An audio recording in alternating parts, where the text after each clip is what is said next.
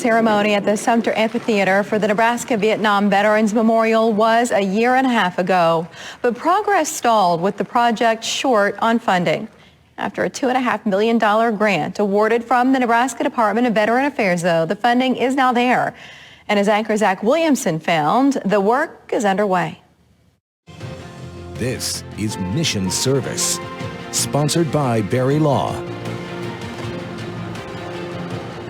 That's where the American flag will be. There's the helicopter that we just looked at. That wall I was telling you about, there's that wall.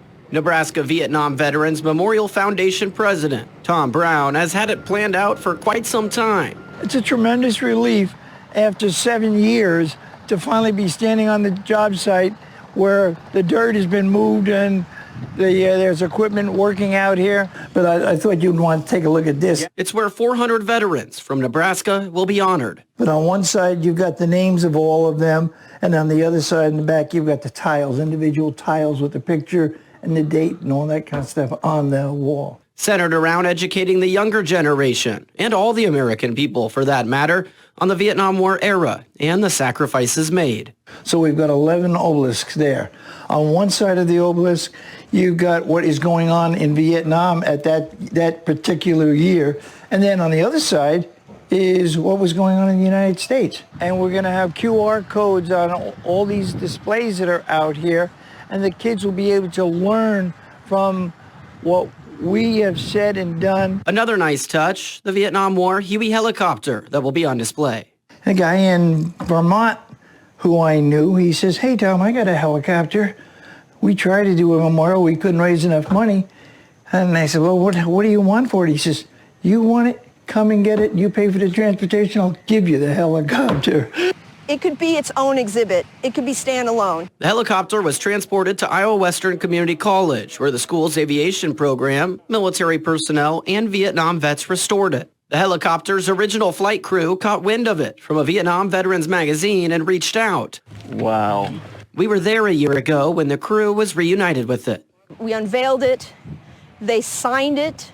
It was a very emotional day. Those guys hadn't seen each other in 50 years. Yep. Reuben, who would have thought this would ever happen? Yeah, really. I can't even believe this. And look at the job they did. Yeah, I know. It's incredible, right? Well, we'll be flying that right underneath the American flag. We asked Tom if we told him this memorial would be built back when he finished serving, what would he have to say? What are you smoking? Yeah, exactly. I got out of the Marine Corps in '69, and I never talked about Vietnam or being a veteran until the 80s. Lisa Jorgensen is the vice president of the foundation and also the senior director for community initiatives at Bellevue University, a big partner of the project. Being able to provide those kinds of resources and to be a good citizen in the community is very important to us. While she didn't serve in Vietnam, she and her family still felt the impact. Several years after my uncle came back, he took his own life and left a 4-year-old and an 18-month-old and his wife. Jorgensen's passion for the project has only continued to grow. It's just been so amazing and overwhelming emotionally to meet these guys and to hear what they went through. And, we owe them a debt of gratitude, more than gratitude. We owe them this memorial, and we owe them support into the future. It's going to be a special place. The opening ceremony is scheduled for June 6th.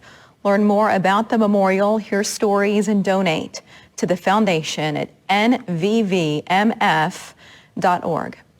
And if there's a person or topic you think we should cover for Mission Service, tell us. You can email mission.service@3newsnow.